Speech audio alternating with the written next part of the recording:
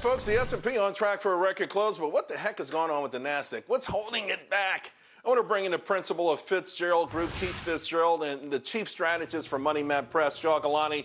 Two of my favorites. Keith, I got to start with you first. Welcome back. You've been missed, but last time we spoke, you were very positive on these mega growth leaders of the digital economy.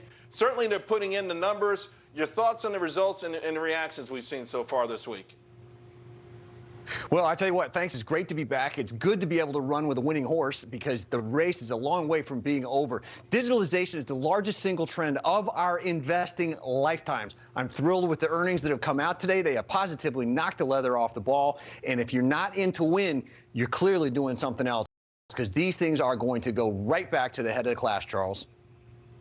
Back in February, the Wall Street narrative was that was it. The tech names had made their move. These mega growth stocks were done. Shaw Galani said, don't believe it, folks. And you stayed the course as well, Shaw. Now what?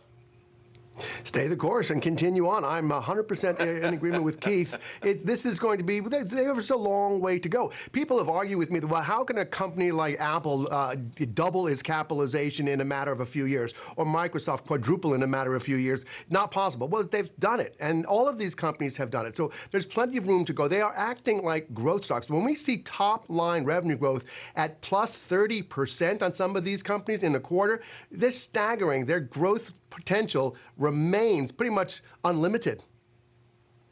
Yeah, I mean, Facebook over 40%, Apple over 50%, a $90 billion buyback. You know, I've been asking for the last couple of weeks about buybacks, folks, on this, and maybe you guys can help me. Are there names that you like, in part because the company is buying back so much of its own stock, it creates sort of a net, Keith?